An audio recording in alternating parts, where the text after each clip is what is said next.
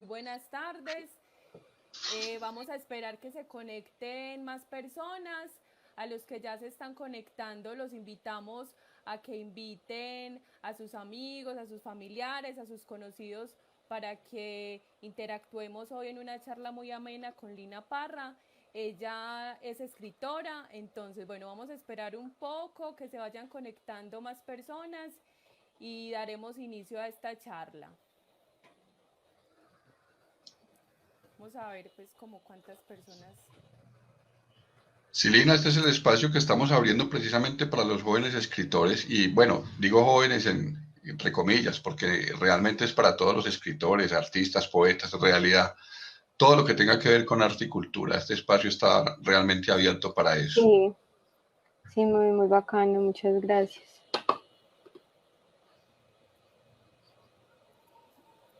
Lina, ¿vos dónde vivís?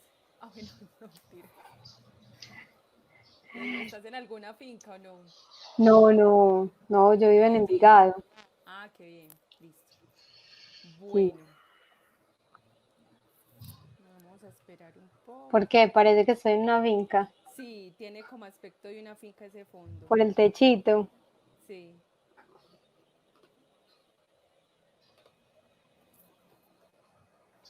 Bueno, ahora sí, vamos a dar inicio. Entonces, bienvenidos de nuevo. Como les comentaba hace 5 minutos, vamos a tener una invitada muy especial. Ella se llama Lina Parra. Y le recuerdo, estas charlas están en el marco del concurso de cuento corto UN en la web, que este año trata el tema de voces en la UNAL. Esta es la cuarta charla. La idea es que sigamos pues con este espacio porque nos hemos dado cuenta que es un espacio que ha gustado mucho para aprender de escritura, de literatura y para conocer todas esas personas que hacen parte del mundo cultural, del mundo de la escritura en nuestra ciudad y que apenas están dando a conocer, que están dando esos primeros pasos para, para ofrecernos pues sus escritos. Agradecemos a la División de Bibliotecas de la sede de Medellín, a Bienestar Universitario, sección Cultura, y a la sección de publicaciones de la Universidad Nacional sede Medellín. Los animo pues para que se queden en este encuentro. Vamos a tener un libro, vamos a rifar un libro al final. Entonces, como siempre, la metodología ha sido, al final vamos a hacer una pregunta muy básica sobre lo que conversamos hoy y la persona que haga el primer comentario en nuestra red social es el feliz ganador. Bueno, bienvenida Lina, bienvenido Hugo. Bueno, les voy a leer un poco de la biografía de Lina. Lina Parra Ochoa es escritora, editora y docente, máster en estudios latinoamericanos de la Universidad de Leiden en Holanda, autora de Malas Posturas del Fondo Editorial EAFIT 2018 y ganadora de las becas de creación de la Alcaldía de Medellín en la modalidad de cuento. Sus cuentos han sido publicados en distintos medios literarios del país, como Universo Centro, Bacanica, Generación del Colombiano, la revista de la Universidad de Antioquia, revista P&P más Arte. Bueno, Lina, me alegra mucho pues que estés hoy acompañándonos y especialmente porque eres una escritora joven, una mujer joven que puede inspirar mucho más a nuestros estudiantes para que se animen a participar en este concurso de cuento corto. Entonces, bueno, esperamos que nos cuenten muchas historias, cómo te inspiras frente a la literatura, la escritura. Y bueno, le doy la palabra a Hugo para que comencemos con esta conversación. Yuri, muchas gracias. Un saludo muy especial para todos, esperando que se encuentren bien en lo posible en las actuales circunstancias. Les informo que las próximas semanas iniciaremos, o mejor retomaremos el club de lectura La Sociedad Zombie. Seguiremos acompañados de Chulhan, Zizek, Bauman, Darío, y trataremos de entender esta extraña pero muy buscada y más que merecida realidad actual. Transitaremos desde la sociedad del rendimiento hasta la sociedad de la asepsia. Esperamos pues que nos acompañen en este espacio ya desde la virtualidad. Le quiero dar un saludo muy especial a nuestra escritora invitada y por supuesto darle la bienvenida. Lina, ¿cómo estás? Hola Hugo, hola Julie, muchas gracias por la invitación y por el espacio. Me parece muy bacano como discutir esos temas que me plantean. Lina, vamos a empezar de una vez con tu cuento La distancia entre los árboles del cual estábamos hablando ahora un poco. Es un cuento más bien descarnado, una realidad que implica el costo del impacto de los megaproyectos energéticos en la naturaleza. Cuéntanos un poco de qué trata este cuento, cómo Pues surge. bueno, son dos cosas. El Sí, cuento más o menos trata de la experiencia de una veterinaria que está trabajando en un megaproyecto de una, cierto, como para hacer una represa, se me fue la palabra represa, para hacer una represa y claro, es como esta contradicción eh, a la que ella se enfrenta, porque por un lado quiere salvar a los animales, pero por el otro lado está siendo contratada por un megaproyecto que está destruyendo el ecosistema de los animales.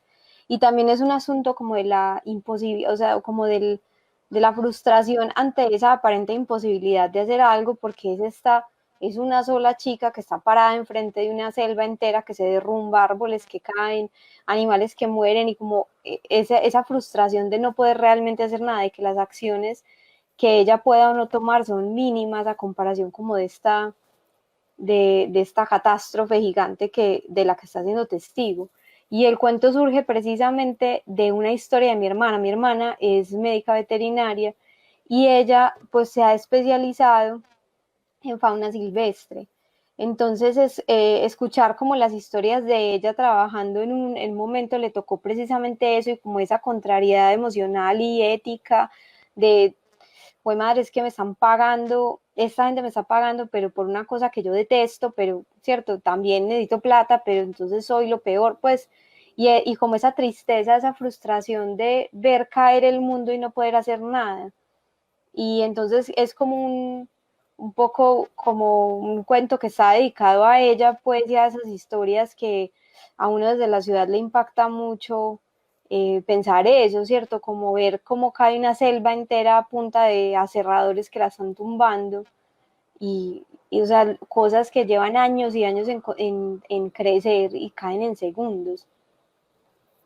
sí, inclusive mencionaste lo de la ciudad y aquí mismo lo estamos viendo. Ahorita precisamente estábamos hablando de lo que te contaba, un espacio hermoso, muy verde, que es destruido para hacer un centro comercial, pero luego, como para lavarse las manos, no sé qué lógica es esa, ponen una valla de árboles bien bonitos, como, mejor dicho, no entiendo esa lógica, es una lógica más bien perversa, ¿no? Eso es como un Sí, atentado.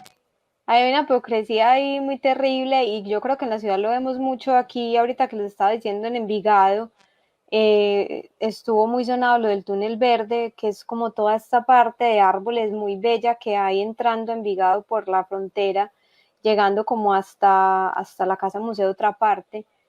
Y además es muy impresionante porque hay mucha fauna que vive ahí y cuando uno vive en Envigado uno siente el cambio de temperatura. Cuando uno está caminando por ahí y sale del túnel verde se siente inmediatamente un calor terrible, pero claro, el progreso es súper importante, echar calles, que quepan más carros, ¿cierto? Como hacer infraestructura para que los gobiernos puedan mostrar que, ¿cierto? Que se invirtió la plata. Entonces creo que a pesar pues de que la intención del cuento no es en sí como un cuento ecológico, el asunto de plantear la idea del progreso, que es algo que yo me he dado cuenta como que se me filtra por los cuentos por ahí, es importante como hasta dónde el progreso es necesario y hasta dónde el progreso realmente es progreso, ¿cierto? Y que estamos sacrificando en nombre de embutir más gente en la ciudad y de llenarnos de carros y de tener más energía y bueno, todas esas cosas. Lina, bueno,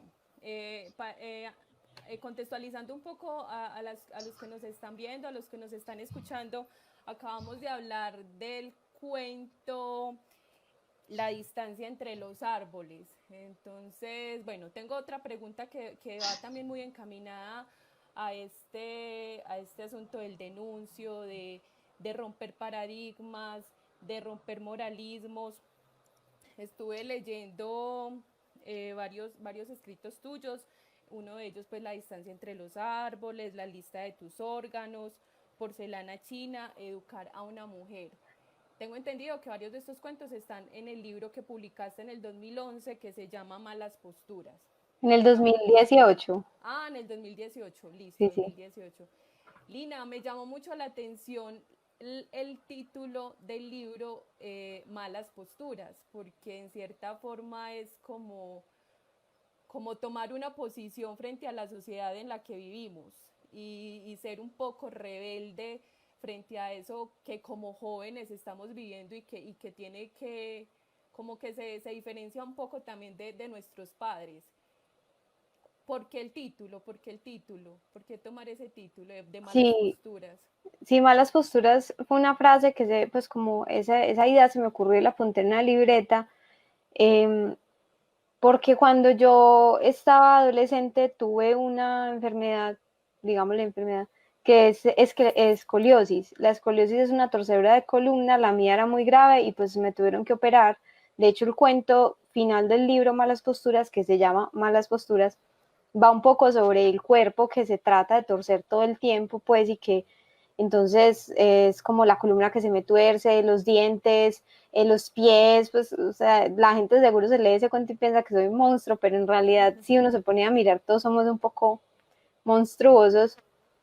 Eh, entonces como que a mí me quedó sonando esa idea porque cuando me dio escoliosis, eh, mi abuelo me dijo que eso era porque yo me sentaba como torcida, como en el sofá, uno todo adolescente se echa en el sofá a ver televisión. Es que usted tiene muy mala postura, me dijo. Y a mí eso me quedó sonando. Y luego, muchos años después, cuando estaba escribiendo el libro, escribí eso por ahí y luego surgió el cuento. Y cuando ya vino el momento como de, bueno, esto es un libro, voy a organizar estos cuentos, me di cuenta que claramente la idea de la mala postura iba más allá del cuerpo que estaba torcido y que Sí. era también como una actitud que se retuerce de lo que supuestamente toca hacer. Yo no sabría si decir que yo soy rebelde, pues yo quisiera ser rebelde, pero no me da, yo creo que también vivo llena de miedos y todavía soy como toda bien portada y me toca pelear. Creo que tengo que ser más rebelde conmigo, conmigo misma, pero sí dentro de mí hay como como una búsqueda de torcer como todo lo que se supone que debemos ser, ¿cierto? Entonces, cada cuento es como una mala postura, como una posición no correcta ante lo que supuestamente el mundo espera de uno. Entonces, el libro habla sobre precisamente esta destrucción, por ejemplo, en la distancia de los árboles, o hablar sobre el aborto, o hablar sobre esta educación de las mujeres en los colegios femeninos, que es el cuento de Educar a una mujer. De maneras sutiles, cada cuento es eso, es como un intento de torcerse del supuesto destino que se nos demanda, pues. Qué buena esa relación de los escritores con la enfermedad, ¿no? Creo que los escritores con el mundo que los rodea, los escritores con la enfermedad, tenemos varios de ellos en la historia y muy claros. ¿Este tipo de historias las planificas, Lina, o las dejas surgir sobre la marcha? Pues está obvio que escribes sobre lo que tienes más alrededor, lo que te afecta. Pero este tipo de historias te sentás y decís, ve, hoy voy a escribir sobre, por ejemplo, los árboles, voy a escribir sobre, y las planificas de un modo organizado o simplemente dejas que surjan. Es que yo creo que es un poco de las dos. Yo no creo que la escritura sea pura inspiración, pues, y que uno esté por ahí caminando y le caiga el cuento y uno diga, ay, qué ideota, y voy y la escribo. Pero tampoco es una cosa ingeniera, pues, en la que yo pues, o por lo menos para mí, puede que haya gente que sí, en la que yo me siento y digo, bueno, hoy voy a escribir un cuento en donde, sino que creo que el fenómeno es como un pie en un lado y un pie en el otro, porque creo que del oficio constante de estar escribiendo y de estar pensando y estar llevando y apuntando en una libreta palabras, frases, párrafos enteros, o sea, eso yo creo que genera como un mecanismo de que yo todo el tiempo estoy pensando en eso. Y entonces, claro, se me ocurre una idea y es mucho más fácil sentarme a escribir que si nunca estoy escribiendo y nunca estoy pensando y estoy esperando a que me llegue la idea perfecta para escribir el cuento. Es como ese dicho clichésudo de que la inspiración te pille trabajando. es como algo así, eso es un cliché, pero en cierta forma a mí me sirve es entender que si yo estoy todo el tiempo como en son de estar pensando, escribiendo, leyendo, escuchando como la gente habla, viendo esto, lo otro, cuando aparece una idea es mucho como más lógico para mí, como ve, esto es un cuento, pan, y me siento, y sale algo, pero entonces es porque, claro, estoy planeando como en la parte de atrás del cerebro todo el rato eh, esa posibilidad de la escritura. Y has cambiado, bueno, esta pregunta es un poco, no sé si fuera de base, pero me surge de lo que venimos hablando. ¿Has cambiado algún final después de ya tenerlo escrito?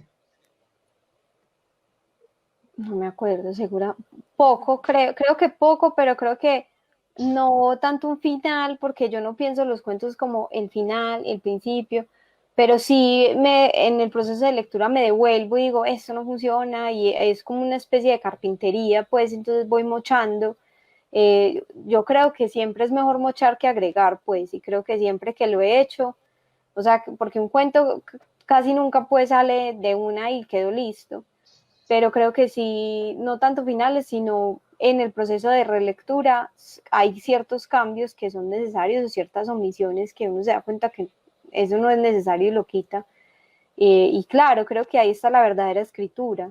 Una cosa es escribir como bajo el influjo de la idea y de la emoción, y otra cosa es sentarse ya con las herramientas y no, bueno, venga, yo me enfrento a eso que hice y a ver, cierto, cómo lo pulo lo mejor que yo pueda, que creo que esa es la carpintería, pues.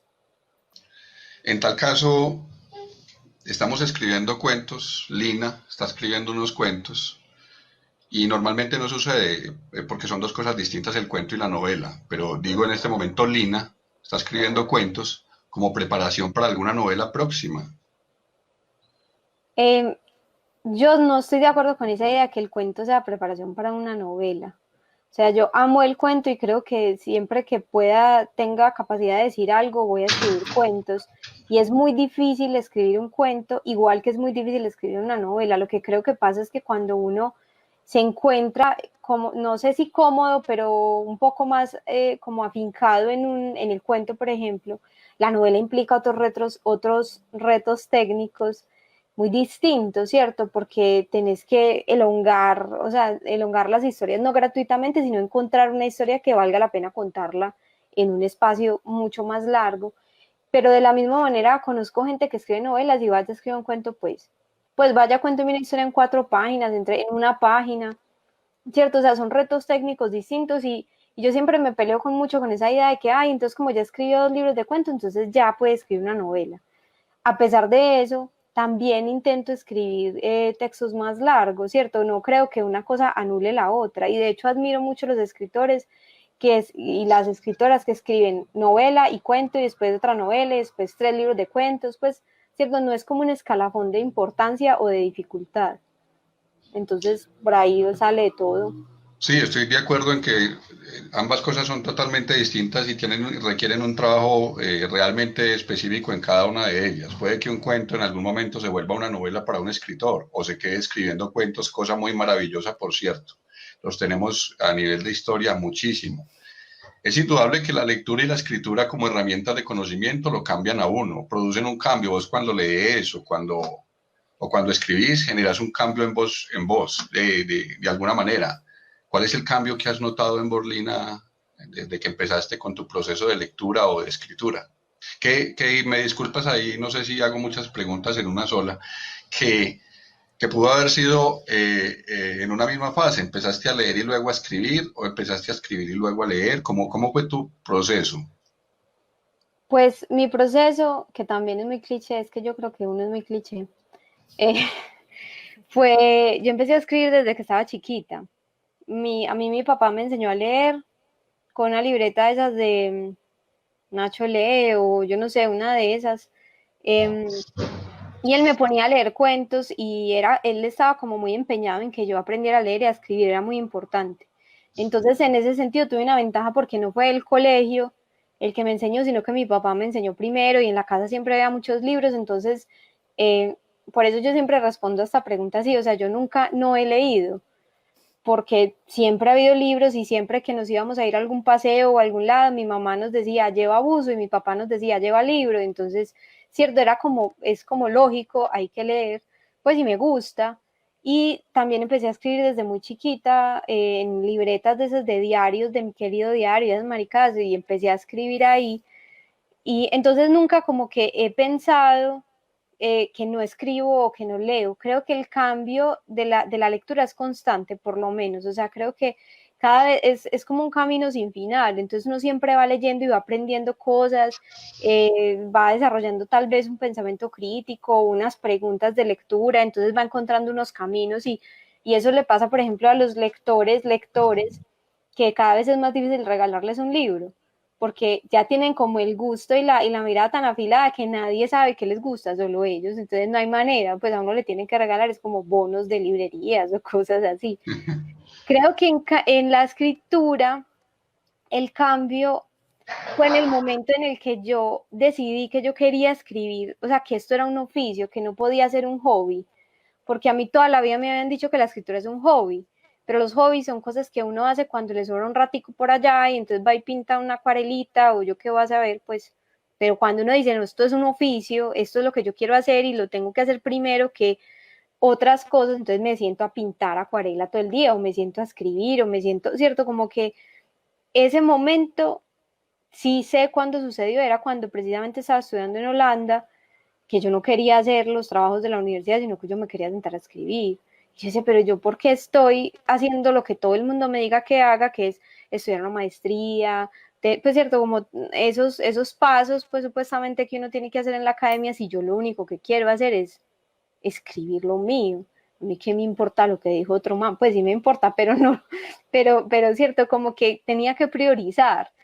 Y ese momento yo creo que fue en el que yo dije, bueno, yo me tengo que sentar a entender que esto que dije toda la vida que quiero ser, lo tengo que hacer de alguna manera.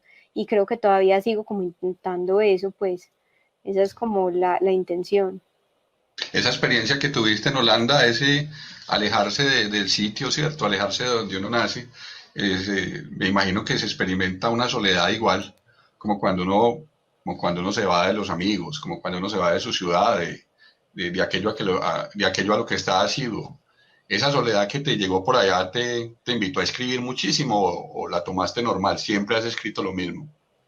No, a mí lo que me pasó allá no fue tanto soledad, o sea, sí hay una soledad, pero yo tuve la suerte de tener como, de encontrar una gente, unos amigos que eran amigos, o sea, que si yo me enfermaba iban y me cuidaban, o sea, era como una familia, entonces yo me sentí pocas veces sola por allá, a pesar de que a veces sí me paraba y decía, hijo de madre, estoy al otro lado del charco de todo el mundo que me conoce aquí, pero creo que el asunto más de estar en Holanda, que para mí fue importante, además de todo ese aprendizaje de la maestría y de la gente que uno conoce de todo el mundo, fue que Holanda, pues yo no hablo holandés. Y a pesar de que Holanda es un país muy bilingüe y la mayoría de la gente te habla en inglés, todo el país está en holandés y ellos tienen un gran proyecto de conservar su lengua porque precisamente saben que por su alto nivel de bilingüismo es muy, muy probable que el holandés, si no se cuidan, se les vaya perdiendo. Entonces allá todo está en holandés, la gente claramente te habla en inglés, pero imagínate vos entrar a un supermercado en holandés. Entonces yo que soy intolerante a la lactosa, y bueno, ¿cómo se dice? Leche sin lactosa en holandés. Entonces yo me demoraba años mercando porque esto qué será, antes buscaba en el celular, entonces aprendía cositas, pero sobre todo entrar a una librería que es como los lugares para mí más importantes del mundo y no entender nada, que todos los libros me parecían divinos, pero yo no entendía nada. Entonces fue como la primera vez en la que me sentí analfabeta y sentir eso fue un remesón muy importante y entonces yo me había ganado una beca para irme para allá y pues me gasté varias plata de la beca pidiendo libros de literatura latinoamericana por Amazon. Y ahí fue que yo me empecé a preguntar, bueno, ¿quién está escribiendo en Latinoamérica en este momento? ¿Quién está vivo? Porque yo me di cuenta que además yo leía pura gente que estaba muerta. Entonces creo que eso fue como el gran aprendizaje, sentirse analfabeta me hizo como tener mucha más sed por leer y por escribir y por enterarme de lo que estaba pasando en Latinoamérica. ¿Escribiste por allá algo, Lina? ¿Algún cuentico o algo por allá? El primer cuento que escribí de malas posturas lo escribí en Holanda, precisamente cuando tenía que hacer un trabajo de la universidad y no quería, y entonces me senté a escribir. Se llama Pañuelos de papel, está en el libro. Cuéntanos sobre ese cuento. Pañuelos de papel es un cuento que escribí pensando en la muerte de mi abuelo materno, del papá de mi mamá, que era un hombre de campo y era un hombre como en mi mente pues infantil, como todo mitológico y todo increíble. Y entonces es un cuento como en el que me devolví al momento en el que él ya muy viejo y muy destruido por un montón de cosas, de enfermedades y de cosas que suceden en el cuerpo, él muere, y nosotros nos avisan y en la madrugada vamos, como toda la familia, pues, a la casa de donde él vivía, que era donde mi tía, y en un momento yo me quedé sola con el cuerpo porque, no sé, pues no sé, mi mamá estaba muy mal y entonces salieron del cuarto, bueno, y yo me quedé y le escribí una carta que luego leí en la iglesia cuando estábamos en el velorio y de ahí surge el cuento, como de imaginarme su vida y de pensar como en ese momento de la muerte, pues, y de estar ahí junto a lo que fue toda una persona y ya, o sea, eso es muy impresionante, yo pensar eso como un cuerpo vacío de vida. Entonces de ahí surge ese cuento. Lina, a mí me llama algo mucho la atención en tus cuentos y es que tomas, o sea, cuando uno te está leyendo, como que en cierta parte de Velázquez, que son tus historias, y también, porque hablas mucho de tu mamá, bueno, aquí yo suponiendo que haces sobre tus historias, pero Ujú. también escuchaba que una de los metodologías o de lo que te inspira para escribir historias es robar historias de los demás. ¿Qué tan importante es eso que viven los demás para tus escritos y para tu creación?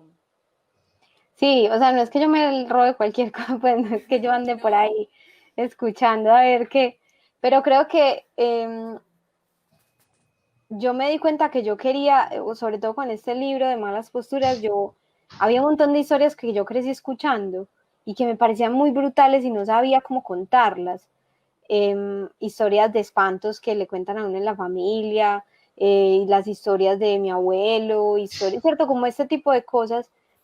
Y entonces lo que entendí cuando escribí Pañuelos de Papel precisamente es que yo no tenía que contar la historia que a mí me contaron, o sea, yo no tenía que replicar, sino que yo tenía que entender qué era lo que de esa historia a mí me removía y con eso crear una ficción.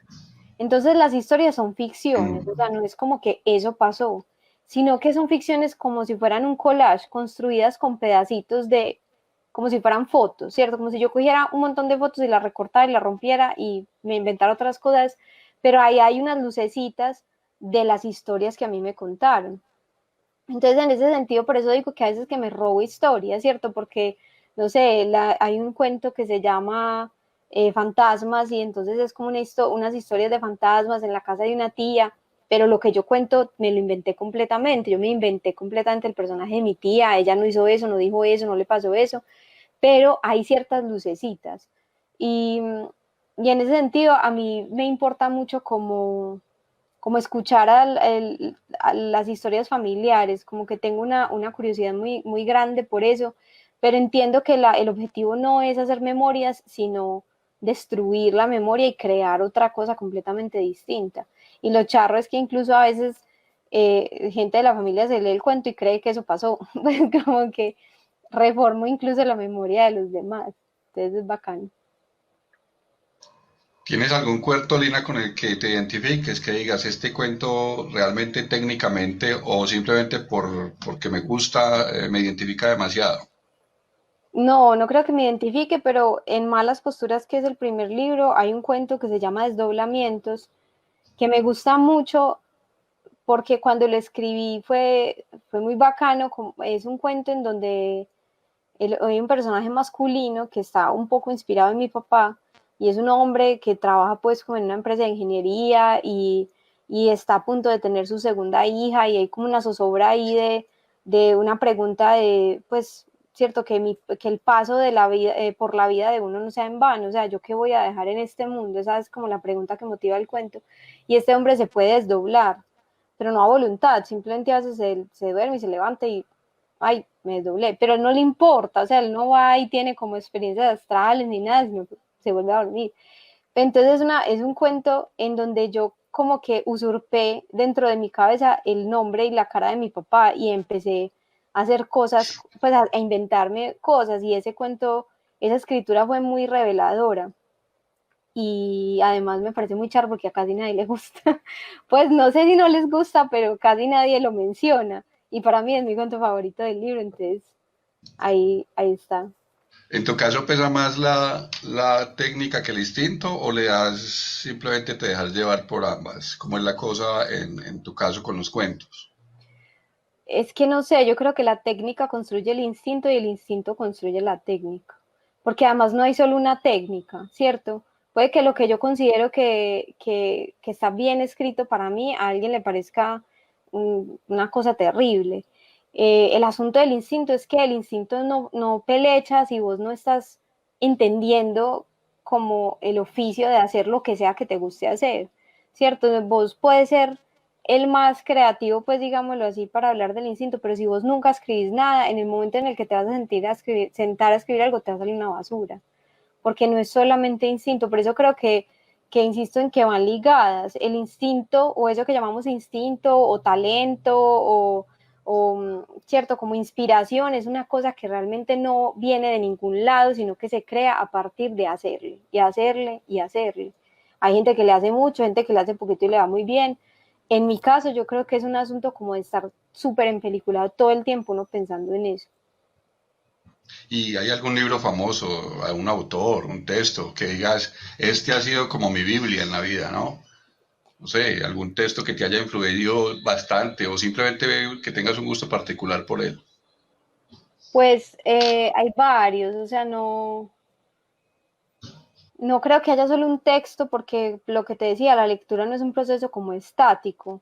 Un libro que me impactó mucho cuando tenía 12 años, ya tal vez ni siquiera me lo pueda leer bien porque me muero, pero sí hay ciertos libros que han sido importantes, pues creo que encuentros, no sé, o sea, cuando yo estaba muy pelada, como de 10 11 años, leía mucho a Sir Arthur Conan Doyle, yo me leí un montón de cosas de Sherlock Holmes, y yo creo que en esa edad, pues como descubrir la novela policial y detectives fue como, ay, esto está súper, pues súper bacano, y descubrí Harry Potter y me empeliculé con Harry Potter, que decir eso en literatura es como decir pues que uno es mediocre, pero ¿qué le vamos a hacer? Y leerme después cuando tenía 15 o 14, 100 años de soledad, y sentir que no había absolutamente nada que uno pudiera escribir después de eso, y decir, bueno, no puedo escribir nada. Encontrarme un día un libro de Virginia Woolf que se llama Una habitación propia, y sentir como que, pues no había entendido nada y ahora sí, ¿cierto? Como que siempre pasa, uno entiende distintas cosas con distintos libros. En este momento te diría que, pues básicamente a la luz de lo que te estaba contando de como ese analfabetismo en el que estaba en Holanda, cuando volví a Colombia, que ya fue hace pues varios tiempo, descubrí ciertos autores latinoamericanos contemporáneos que me sentaron, pues como que leí y dije, juepucha, venga, o sea, tengo que volver a leer. Entre ellos hay un colombiano que se llama Juan Cárdenas, que es pues para mí fue una lección así impresionante de escritura, y hay una argentina que se llama Mariana Enríquez, que a ella pues le prendo velas casi, porque sí, es como esos escritores que dicen lo Sí. que vos querías decir antes de que vos supieras que lo querías decir, como algo así. Entonces, pero creo que eso siempre va cambiando, creo que incluso es bacano no volver a libros que uno quiso mucho porque los destruye. Pues Y los destruye y te preguntaba porque la influencia, por ejemplo, que tuvo García Márquez en los escritores latinoamericanos y pues y del mundo, pero más latinoamericanos, dicho por ellos mismos, es que dejó un rastro un rastro de una forma de escritura que muy pocos se desligaron, tuvieron que sacudírselo mucho tiempo después. Entonces eh, era el daño, entre comillas, que mencionaban ellos, que hizo el realismo mágico a estos nuevos escritores, porque dijeron, "No, ya tenemos que escribir como realismo mágico". Entonces, esa influencia que viene de uno leer, simplemente, como decís, hay que sacudírsela un poquito, ¿cierto? Como para llegar al estilo propio, al estilo de uno. ¿Cuáles son los problemas más frecuentes que encuentras a la hora de publicar un libro en Colombia? pues no te sabría decir tampoco, porque es que yo tampoco es que haya publicado. O sea, eso es una pregunta para alguien que tenga, no sé, 6, 7 libros. Yo tengo una editorial y pues entonces más o menos entiendo un poco de cómo se mueve el asunto de las editoriales independientes, no de las editoriales grandes, pues, pero creo que hay un montón de factores que no dependen de lo que el libro contiene, ¿cierto? No dependen de los cuentos o no dependen de la novela o de los poemas, sino que dependen, sobre todo ya como en editoriales más grandes, como de modas editoriales, de si se está leyendo más novela histórica o no, entonces tu novela llegó en el momento que no era, de malas, chao, pues hay un montón de factores económicos, publicitarios, eh, que también como que determinan eso, entonces yo trato como de no pensar en eso. Lo que he hecho personalmente es, pues con el primer libro me gané una beca de la alcaldía y eso pues posibilita que varias editoriales de la ciudad pues como que estuvieran ahí pendientes del libro y yo elegí trabajar con el fondo editorial de AFIT, que está dirigido en este momento por la escritora Claudia Ivonne Giraldo, que yo la conozco hace mucho tiempo y ha sido como una especie de maestra muy importante. Cuando yo estaba muy adolescente, pues ella fue como una mamá literaria así muy importante, entonces también quería como, cierto, como que sentía que era un lugar bacano para publicar.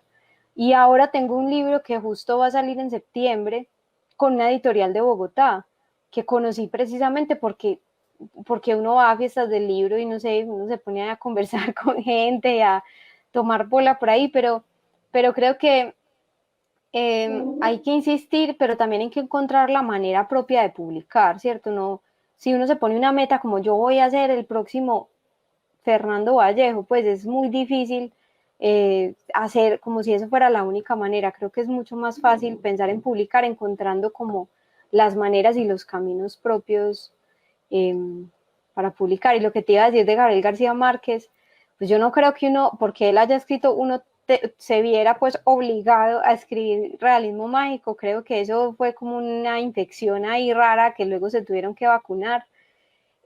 Yo a Gabriel García Márquez lo tengo como muy en el recuerdo, sobre todo de lecturas de adolescencia, pero es porque creo que la experiencia de leerlo es muy brutal, aunque sea muy cliché, ¿cierto? Aunque ya pues a nadie le guste dar referencia a Gabriel García Márquez porque es como lo más básico, yo no puedo negar que la experiencia lectora de Cien años de soledad fue devastadora. Yo me la he leído 5 veces y cada vez que la leo es como, ay, mira, de esta otra cosa, ¿cierto? Entonces, por ese lado masiva, como que la experiencia lectora es la que lo va cambiando a uno y creo que ya es responsabilidad de uno no fotocopiar los estilos que consume, que ahí está como el gran problema. Sí, creo que encontrarse a uno en cualquiera de las expresiones de la cultura es lo más importante, ¿no? Llegar a sí mismo por el camino que sea, pero llegar a encontrarse el estilo propio. Los nuevos escritores, por ejemplo, para dar a conocer su obra, lógicamente deben exponerla, ¿cierto? Y esto trae consigo la crítica. Para los jóvenes, cuando esa crítica es un poquito fuerte, ¿cómo piensas que la deben asumir? ¿Deben ponerle mucho cuidado o simplemente exponerse, pero tampoco dejarse afectar tanto por ella?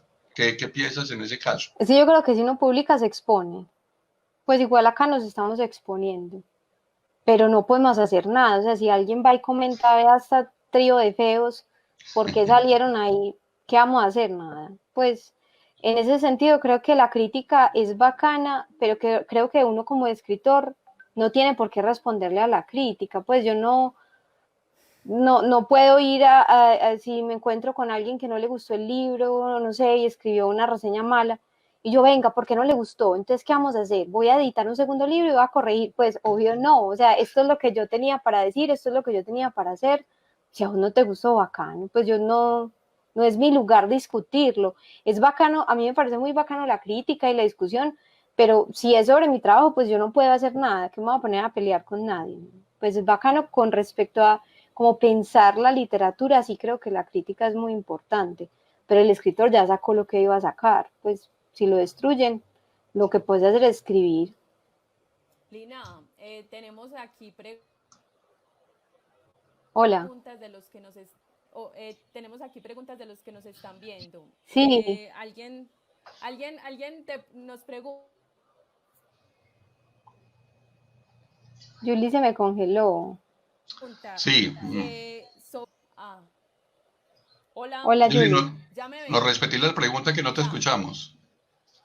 Bueno, que como tenemos pues el chat abierto de la transmisión, que hay alguien que pregunta sobre... Justo cuando haces la pregunta se congela. La duda, siempre en Dame el un mismo punto. segundito. ¿Qué pregunta Ya, qué? Julie, vuelve a preguntar o me la pasas por el chat, yo le pregunto. Sí, más bien por el chat bueno, porque ya, no me escuchan. ya sí. No, ahí Diga sí. la pregunta de una, ya. Ya, ya. ¿Qué Sí, te da sí. miedo escribir? Ah, ya. ¿Qué no te has atrevido a escribir? ¿Qué no te has atrevido a escribir? Eso es lo que nos preguntan desde el Sí. chat de la transmisión. Me da miedo escribir amor, amor Sí, romántico. No, pues no tanto como miedo, miedo, como ay, qué miedo, sino que todavía no, o sea, no sé si todavía, pero no es algo que me interese escribir. Y no sabría cómo hacerlo sin caer en un montón de clichés. O sea, siempre que se me ocurre algo, digo, ¿qué es esta mañezada? ¿Qué es esta cursilería? Uno sí es bobo. Cierto, como que hay un asunto con el amor romántico que todavía, o sea, o que más bien por ese lado no me he podido ir o no me interesa. Y creo que también hay un poquito de miedo ahí con respecto a eso. bueno, y hablando de esos temas que te identifican, yo tengo una pregunta. Frente a la lectura de la lista de tus órganos y porcelana china, vi que tomas como el tema del cuerpo. Y en parte esos cuentos como que nos vuelven a hacer sentir conscientes de nuestro cuerpo. ¿Por qué tomar ese tema tantas veces en tus escritos? ¿Qué experiencias has tenido con el cuerpo o qué quieres decir desde esa relación que tenemos pues con esta materia que nos hace presentes en este mundo? Sí, el cuerpo para mí es un tema importante, tanto como desde lo académico, y tengo un montón como de lecturas más teóricas sobre el cuerpo, y mi tesis de maestría fue sobre el cuerpo y la literatura, pues y he dado clases sobre eso, pero también es una pregunta íntima, pues creo que no se divide, o sea, una pregunta más académica, entre comillas, sigue siendo una pregunta íntima. Y en mi caso particular, pues yo no creo que uno no se conoce del todo como para justificarlo, pero, pero creo que surge como de unas experiencias más juveniles con la enfermedad. Y entonces me, el cuerpo se me hizo como algo muy presente porque, cierto, o sea, me hacía como zancadilla el cuerpo, entonces me tenían que operar de eso y luego me habían descubierto aquello otro y entonces eso era como una visitadera de médicos, ni la más hijo de madre, y eso me hizo pensar en el cuerpo como de muchas formas distintas y yo en la adolescencia además era muy macabra, pues todavía, pero me metía a páginas así como donde mostraban gente como cuerpos y no sé, había unas páginas en esa época que se llamaban como rotten.com y Show No Mercy, y eran como un gore, así como un señor se le metió la mano en una máquina de salchichas, y entonces así yo era súper contenta viendo todo eso, y me gusta mucho como la historia de la medicina y como lo más truculento, como los extremos y las cosas que no pensamos todo el tiempo del cuerpo, y eso también me ha hecho reflexionar un poco, pero siempre creo que hay un asunto como el dolor y la muerte en el cuerpo, y pensar que el cuerpo, a pesar de que somos nosotros, tenemos una idea de que es una cosa que no somos nosotros, y entonces como la lejanía con ciertas partes del cuerpo. Creo que pues en uno de los cuentos, creo que es Malas Posturas, escribo que cuando uno le duele una pierna, pues uno puede mirar la pierna, ¿cierto? Y es esa pierna que le duele a uno, pero cuando uno le duele la cabeza es distinto porque uno es la cabeza, ¿cierto? Como cuando uno le preguntan cuánto te duele y uno cómo le explica al doctor cuánto es, ¿cierto? Cómo medir el dolor, como que el dolor y la enfermedad determinaron mucho mi mirada sobre el cuerpo y sobre las experiencias que se relacionan con él y sobre lo que el cuerpo es cuando ya nos morimos, por ejemplo, en la lista de tus órganos, que es pensar pues como la muerte de la mamá y la donación de órganos y lo que somos tirados en una mesa de cirugía abiertos como unos sapos, ¿cierto? Como que somos pura carne, somos puro caos por dentro y eso funciona hasta que no funciona. Y creo que esa pregunta me va a seguir ahí rondando. El, el cuerpo, Lina, como decía Yursenar, como ese amigo más fiel y más próximo que acabará por devorarnos. Por eso, como decís, hay veces no pensamos en el cuerpo, nos creemos inmortales, sobre todo cuando estamos jovencitos. Afortunado o desafortunadamente, a los que hemos sido enfermos desde muy jóvenes, hemos tenido esa relación con la enfermedad bastante cercana. Mi pregunta va por lo de los tatuajes. ¿También haces escritura en tu cuerpo con los tatuajes? ¿O simplemente son eh, cuestiones que te han pasado en la vida en un momento dado? ¿O es una cuestión de escritura también en tu cuerpo? Pues un poco, en el texto de Porcelana China, que es sobre los tatuajes, hablo un poco de eso, pues no es un proyecto intencional que yo dije voy a empezar a escribir mi vida, pero a la final es eso, mis tatuajes no son imágenes que yo saco de un catálogo, sino que son imágenes que yo creo, pues que, cierto, yo dibujo o alguien más, algún amigo, le digo, que me quiero tatuar esto, ayúdame, y entonces siempre son como diseños propios que responden a momentos particulares de la vida, que no necesariamente pues es evidente, eh, pero, pero el tatuaje no surge tanto como un proyecto de escritura, sino que yo desde muy chiquita, yo veía gente tatuada y yo sabía que yo tenía que estar tatuada, pues no tiene más ciencia que eso, yo tenía que tener tatuajes. Y yo me rayaba con lapicero y me echaba ajena pues, o tagua en las ferias como de los hippies y yo quería estar tatuada y hasta, pero siempre pues como que eso fue una cosa negada en mi casa hasta que cumplí 18 y como chao, yo me voy a tatuar. Y entonces, ya de ahí, pues obviamente no, el tatuaje es importante para mí, es como una cosa medio ritual, no me voy a poner una imagen que a los 2 días yo diga, uy, yo por qué hice esto. Entonces, cada tatuaje como que lo pienso en la parte del cuerpo, por qué me lo voy a hacer, pues como que hay, pero es una cosa íntima. Y eso es muy charro porque mucha gente me pregunta qué significan y pretenden que yo les empiece a contar pues como toda mi vida, y yo no le voy a contar a nadie, pero eso tiene un significado, pero es menos literal, ¿cierto? Es un poco más como visceral para mí, Un poco Lina, más de sensaciones si se quiere. tal vez. Lina, ve, Camila Gudelo nos hace otra pregunta. Hoy estamos ya haciendo partícipes a nuestros televidentes, porque antes no lo habíamos podido hacer. Mira, Camila Gudelo nos dice, la cultura paisa se ve reflejada en malas posturas. ¿Piensas escribir algo piensas escribir algo más global al nivel latinoamericano? ¿Qué te motiva? Esa es la pregunta que nos hace Camila. Pues Camila, es que yo conozco a Camila. eh, pues yo creo que la cultura paisa está porque yo tengo una curiosidad por lo antioqueño filtrado en el asunto de lo familiar, pero lo he ido pensando mucho porque también en el segundo libro que escribí hay un montón de cuentos pues que incluso solamente desde el lenguaje ya se ubican en Antioquia, ¿cierto? Como la pelear por escribir como se habla en Antioquia y no como en un neutro, ya es como ubicar como geográficamente y temporalmente un cuento. Eh, y lo que yo siento, sobre todo, pues, o por lo menos hasta ahora, es que en lo local está la posibilidad de hablar, digámoslo, si es posible, de lo universal o de lo global, que ese es otro cliché, que lo local es lo global, algo así. Pero pero sí, o sea, yo pienso mucho en los escritores mexicanos y los escritores argentinos que sin vergüenza son hiperlocales y en esa hiperlocalidad son súper, o sea, son súper universales, no se tienen que neutralizar para que alguien en Perú o alguien en Venezuela los entienda, sino que es plantear precisamente que en esa localidad, en ese leer un autor de otro lado, nos encontramos en lo que nos distancia y en lo que nos acerca.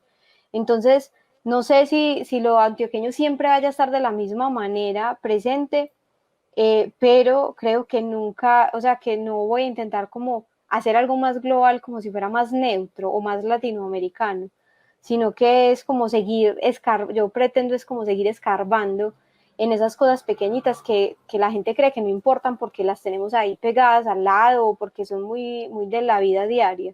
y creo que eso es lo que me interesa en este momento. Escribir desde lo cotidiano tal vez. Pues sí, o sea, yo tengo un asunto con eso de lo cotidiano porque es que todo es lo cotidiano, o sea, si uno es un asesino serial, pues matar gente es lo cotidiano. Entonces, me refiero es como a lo trivial, ¿cierto? Como cosas que las personas consideran que eso no es literario, de eso no se puede escribir, de un colegio de mujeres, de un colegio privado de monjas, ¿qué es eso? Pues un montón de niñas gomelas ahí. Y entonces yo digo, no, pues sí, somos un montón de niñas gomelas, pero también tome tu historia. Y por ejemplo, en ese cuento, lo habías mencionado ahora, Julie, que es Educar a una mujer, Sí. ese cuento lo escribí yo pensando en mi colegio, es más, describo a mi colegio, o sea, describo la casa donde ven las monjas, describo los salones, es mi colegio. Y hay un montón de gente, sobre todo mujeres, pero también hombres que se me han acercado y me han dicho, cierto que ese es mi colegio. O sea, en ese sentido es un poco eso de cómo la experiencia hiper específica de lo personal se desdobla y se vuelve la experiencia del otro también. Y yo les digo, no, es mi colegio, pero claro, es el colegio de todo el mundo. O sea, si vos encontraste en ese cuento tu colegio, súper bien. Pero lo charro es que es mi colegio. Pues que la gente que estudia en mi colegio, como Camila, saben que es mi colegio. Es eso. Sí, por ejemplo, los escritores que te decía, porque, por ejemplo, es verdad que cuando escribimos de lo local, sobre todo ahora, escribimos para lo global. El Cien años de soledad llegó a todas partes y estaba escribiendo sobre un pueblo colombiano. Mm, Entonces, claro, y eso es lo que buscamos. Cuando, por ejemplo, escriben sobre el bareque es muy de estas tierras, ¿cierto? Alguien en Europa que lea sobre el bareque seguramente ya tendrán otro tipo de bareque, pero estará muy interesado en saber qué es eso, cómo son nuestras costumbres, que igual también se vuelven universales, ¿no?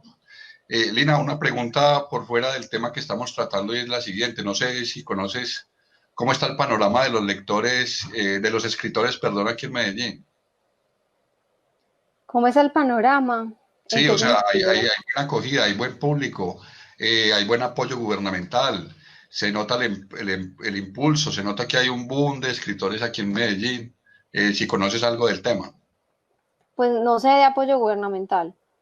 Yo conozco las becas de creación y sé que cuando aparecen las becas está todo el mundo allá pues mandando proyectos porque es básicamente una de las fuentes más importantes de financiación.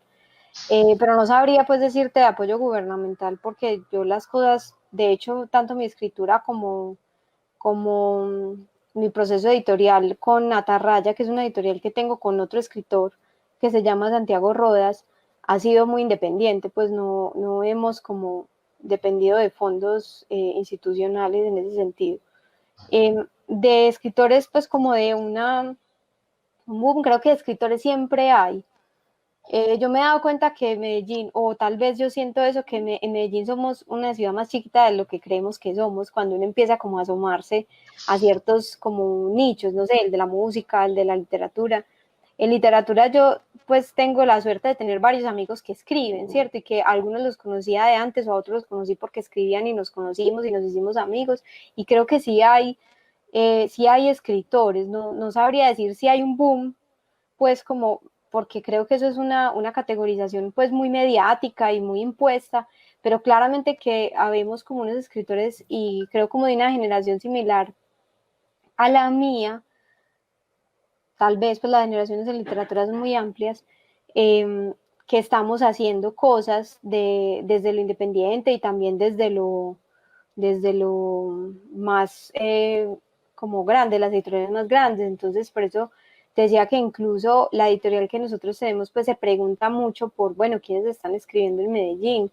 Y pues hay un montón de gente, sí, creo que obviamente en Medellín es muy difícil el público cultural, lo hemos hablado varias veces yo tengo una amiga que tiene una librería muy bella que se llama Antimateria, pues y que yo la recomiendo siempre por todos lados y cuando hacemos eventos o cuando uno hace un evento de cualquier otra cosa, tal vez ustedes también lo han experimentado, creo que la dificultad a vencer es un poco esa, porque hay creadores, hay espacios, es como animar y educar, no sé si educar, bueno, no sé cómo decir, pero es como que el público se empelicule con ir, porque aquí lo que pasa es que, por ejemplo, hacemos un evento a las 6 de la tarde, pues antes cuando teníamos la vida normal, y, y la gente no iba porque era a las 6 de la tarde, ¿cierto? Porque no, el taco, no, es que acaba de salir del trabajo, no, es que entonces a qué horas como, no, es cierto.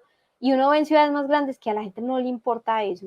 Ah, es un martes a las 9 de la noche, vamos, ¿cierto? Como que todavía tenemos un público como muy resistente a modificar sus horarios y sus costumbres para ir a una lectura de poesía o para ir a un lanzamiento de un libro de crónicas o para ir a ciertas cosas, pues entonces seguimos siendo como, hay como unos nichos, pero creo que hay un boom de editoriales independientes que están descubriendo un montón de nuevos escritores y que creo que están, pues que Medellín, no, el panorama literario que hay ahora no es el mismo que había hace 15 años, pues ni a bala. Entonces sí. Cosa que me alegra bastante. Quería más o menos ese tipo de respuesta para esperanzarme un poco. Sí, sí, no, Sobre todo porque nos tenemos que pegar de las ideas propias porque el apoyo gubernamental no es tan evidente. sí, sí. Lina, ¿algún consejo para los nuevos escritores? Esa pregunta siempre se hace y es muy difícil de contestar. Yo nada más doy un consejo que es muy bobo, pero a mí pues para mí es importante, es como medio ritualístico y es cargue una libreta, porque usted no puede esperar a llegar a la casa para escribir y a veces el celular es incómodo. La libreta es como es el espacio absoluto en el que vos solamente escribís, pues sí, hacer la lista del mercado o yo qué sé, pero cargar una libreta te permite que si se te ocurre cualquier cosa, aunque sea una estupidez, la anotás y ya sabes que eso está ahí y luego podés volver a ello. Y entonces eso permite como también desarrollar un oficio de escritor porque mientras tenés una libreta, sabes en el cerebro que tenés la posibilidad de escribir, entonces se te ocurren cosas. Mientras que si no tenés una libreta, no estás pensando en eso, porque pues, ¿y dónde lo voy a escribir? Creo pues puedo estar hablando aquí nada, pero eso es lo que pienso. No, me parece, sobre todo porque estamos en un concurso de cuentos de la universidad, entonces iba como por ese lado.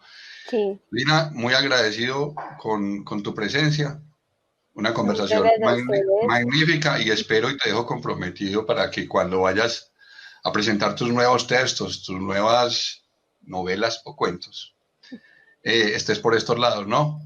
Sí, no, Tengamos, muchas gracias. A mí me gustó mucho también la conversadita. Sí, se nos fue esta hora en nada. Sí, Bueno, vamos a rifar el libro que tenemos en estos momentos pues, para los que nos ven. Voy a hacer una pregunta. El primero que responda se lo lleva. Sabemos pues que en estos momentos no lo podemos reclamar en la universidad por el tema pues que estamos viviendo, pero van a estar guardándose estos obsequios. Entonces la pregunta es, ¿cómo se llama el libro que Lina tiene publicado? Simplemente el título. El primero que responda entonces se lleva el obsequio. Bueno, Lina, muchas gracias por este espacio. Nos alegra mucho que nos hayas acompañado, como lo decía al principio, una voz joven, una voz femenina que hace que este espacio se renueve, que le dé nuevas ideas a los chicos, a todas las personas que se están animando pues a escribir en el concurso de cuento corto. Entonces, muchas gracias, Lina. También, como lo decíamos al principio, qué bueno que estos espacios se den para que se conozcan esas otras voces que se están atreviendo a escribir y a generar cultura desde la ciudad. Entonces, bueno, muchas gracias a todos los que nos vieron. sí, No muchas sé si, gracias.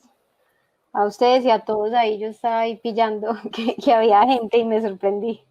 sí, sí, ahí nos vieron muchos y la idea de este espacio es eso, que todas esas personas que les interesa el tema, los escuchen a ustedes porque eso inspira, eso da ánimos para seguir en este campo de las bibliotecas, de la lectura, de la cultura. Entonces, Lina, muchas gracias. A los que nos ven y a los que piensan participar en el concurso de cuento corto, les recordamos que ya la semana que entra se va a comenzar a publicar las bases del concurso. Entonces, para que se animen. Muchas gracias, Hugo, muchas gracias, Lina, muchas gracias a la muchas gracias a distribuidora. todas dos, Muchas Lina, gracias a muchas gracias, ustedes. Yuli. Hasta luego. Listo. Bueno, yo por último, muchas gracias a la división de bibliotecas, a Bienestar Universitario y a la sección de publicaciones. Sí, por el Muchas gracias a espacio. todos. Hasta Hágale luego. pues, Que que estén estén muy bien, bien. chao, Chao. chao.